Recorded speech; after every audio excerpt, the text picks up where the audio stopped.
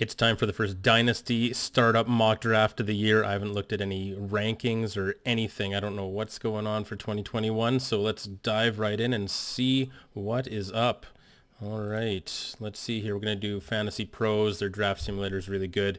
It's just you can just do it by yourself and you can pound them out in about a minute. And I am talking about fantasy football here. All right, so we've got SuperFlex here. Yeah, let's randomize it. Okay, first overall pick. Well, there you go. Let's do it and see what's going on here. So let's see. Who do we want first? I mean, in a Dynasty SuperFlex startup, you pretty much have to go with Mahomes. He's reliable, he's consistent, he's elite, and he's going to be on top for a long time. So, as tempting as McCaffrey or somebody is there. But in SuperFlex, you got to go Mahomes. If it's one QB, I mean, then I would go McCaffrey personally. You can leave quarterbacks till the very end, but look how fast they go here. Mahomes, Lamar, 1, 2, 3, 4, 5, 6, 7. By the time it gets back to us, the top 7 are off the board, and at least one did go to us. Okay, so now let's look at running backs, wide receivers, all that stuff here, and we do have the double pick at the number 1 here. Boy, it's tempting to go 2 QB, but I wouldn't actually do that here. In general, even though it's important to get 2 good quarterbacks in Superflex, I don't usually use my elite picks on them. If it's a Dynasty startup, then it's nice to have an anchor like Mahomes, but other than that, I actually like to use Superflex as a way to get better running backs and in some cases wide receivers than you normally would. Otherwise, I like to leave the quarterbacks later on. It's almost like how I love having kickers in fantasy, because it just means that some guys are going to overdraft kickers, and then you actually get better players later than you otherwise would. So that's the only reason I like kickers in fantasy, or even defenses, is because of that, so that people overdraft, and then you get the better stuff later. Okay, so now definitely need at least one running back. Let's see who we've got here. Man, so many nice ones here. And wide receivers, very interesting. Maybe one of each to make it nice and balanced, but I'm always okay with the double RB here. Aaron Jones is a toss-up because he was great again this year, but he's a free agent. We don't know where he's going to go or what his situation is. He could end up in a committee for all we know, so I'd stay away from him. Swift looks good, but at the same time, Detroit hasn't shown an ability to use running back since Barry Sanders. Dobbins should be elite. Jacobs I'm not sure about, and he just got that DUA. CEH I'm not feeling bullish about. Eckler's great. Akers, those guys are getting down there later.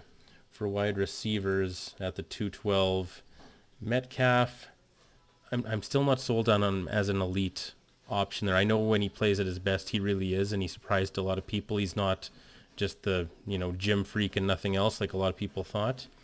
A.J. Brown I love. A.J. Brown's the only guy I would consider who is not elite in terms of the volume opportunities he gets, but at the same time, he is still the only guy I would consider who doesn't get the volume I'd like, but is so good, especially after the catch, that he maybe is worth it.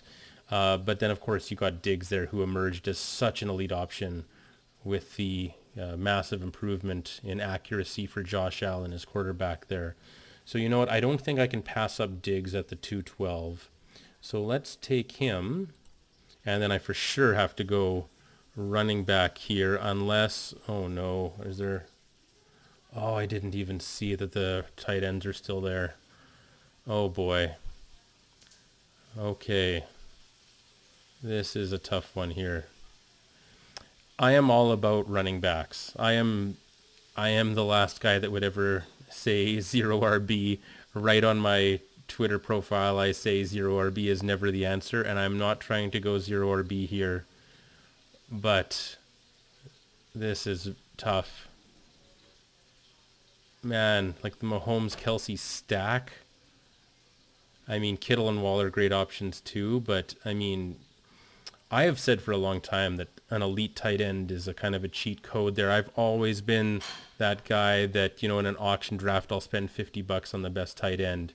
I used to spend money in auctions or draft early when it came to Gronk in his prime or Kelsey or Jimmy Graham on the Saints. I love having that option there. I think it's a huge edge. And this year we really saw it with Travis Kelsey. We saw what an edge he was.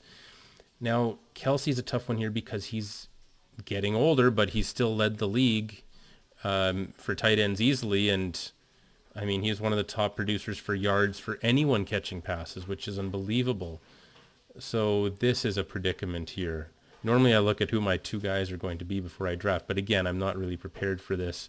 And Diggs was not even considered by me last year. That was my big miss of last year because I didn't know that Allen would improve and Diggs was on a new team and there were just so many red flags.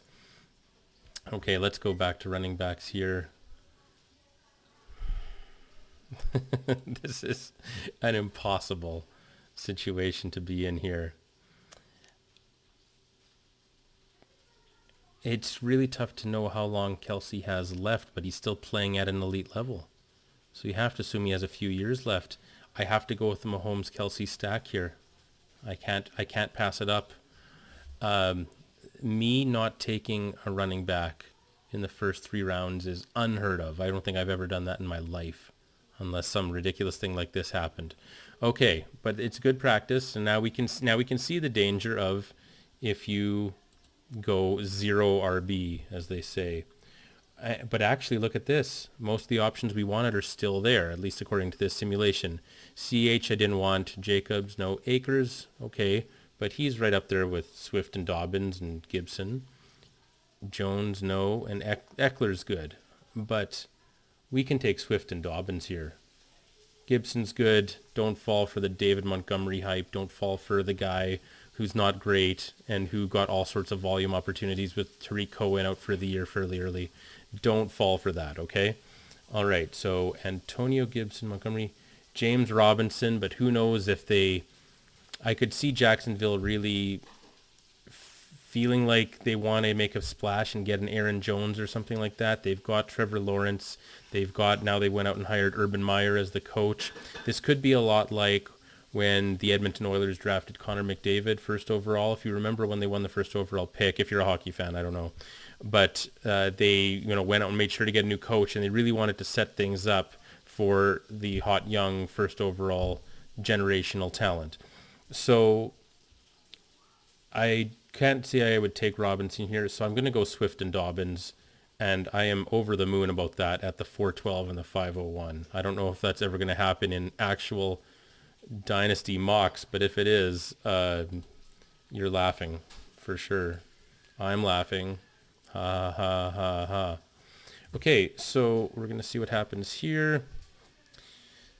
Now, I'm not going to worry too much about the second QB until later. I'm going to, watch for kind of who's the last guy I would want and go for that is kind of the general wisdom these days. And if we look at who's available, we're already almost getting to that point. I wish I knew what Taysom Hill was going to be like next year. Yeah, we're really getting down there already, aren't we? Okay. Cousins, Carr, Brady, Garoppolo. Man, I'm not loving those. I don't care what anyone says. Brady has not been as good as he used to be. And that's very obvious to people who aren't busy worshiping him. All right. Drew Lock, I don't believe in. Newton, Taysom, Ben's still okay at his age, but I mean in Dynasty you prefer younger guys. Yeah, it's so tough to say with a lot of those guys here, so we maybe do want to consider our second quarterback pretty quick here. Boy, Kirk Cousins and Derek Carr.